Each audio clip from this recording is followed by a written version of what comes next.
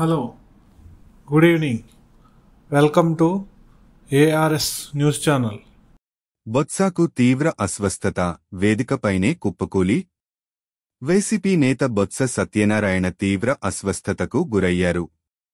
Party నిర్ణయించిన విధంగా చీపురుపల్లిలో party ఆధ్వర్యంలో నిర్వహిస్తున్న వెన్నుపోటు కార్యక్రమంలో పాల్గొన్న ఆయన మాట్లేందుకు సిద్ధం అవుతుండగా ఒక్కసారిగా కుప్పకూలిపోయారు.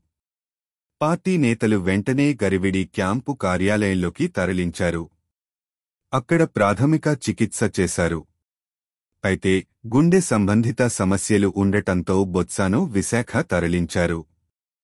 గతంలో బొత్సాకు గుండె ఆపరేషన్ జరిగింది. బొత్సాకు వైద్య పరీక్షల తరువాత హెల్త్ బులెటిన్ విడుదల చేయనున్నారు. మాజీ మంత్రి, శాసన మండలి ప్రతిపక్ష నేత బొత్స సత్యనారాయణ తీవ్ర అస్వస్థకు గురయ్యారు. కూటమి అధికారంలోకి వచ్చి ఈ రోజుతో ఏడాది పూర్తయింది.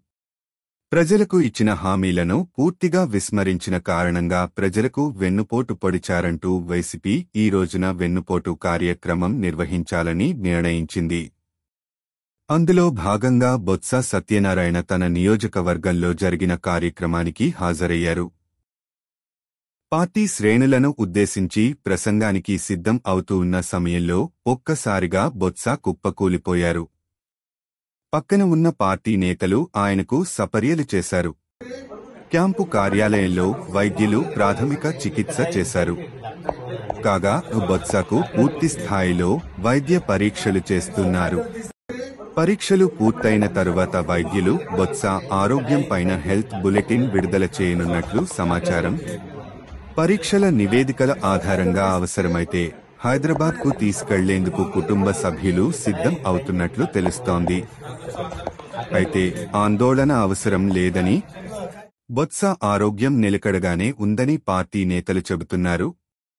నువ్వెంత అంటే నువ్వెంత? అంబటి వర్సెస్ పోలీసుల వాగ్వాదం. ఏపీలో కూటమి ప్రభుత్వం అధికారంలోకి వచ్చాక వైసీపీ నేతల్ని పోలీసులు అస్సలు లెక్కచేయని పరిస్థితి. వైసీపీ నేతలపై సానుభూతి చూపితే తాము కష్టాల్లో పడతామని భావిస్తున్నారో ఏమో తెలియదు కానీ మితిమీరిన స్వామి భక్తి ప్రదర్శిస్తున్నారు. అదే సమయంలో వైసీపీ నేతలు కూడా పోలీసులతో ఎక్కడికక్కడ సై అంటే సై అంటున్నారు. ఇలాంటిదే ఓ ఘటన ఇవాళ గుంటూరు కలెక్టరేట్కు వెళ్లే మార్గంలో చోటు చేసుకుంది. వైఎస్ జగన్ పిలుపు మేరకు ఇవాళ రాష్ట్ర వ్యాప్తంగా వైసీపీ శ్రేణులు వెన్నుపోటు దినం నిర్వహిస్తున్నాయి. ఇందులో భాగంగా రోడ్లపై ర్యాలీలు చేపట్టి అనంతరం కలెక్టర్ కార్యాలయాలకు వెళ్లి వినతిపత్రాలు సమర్పిస్తున్నారు.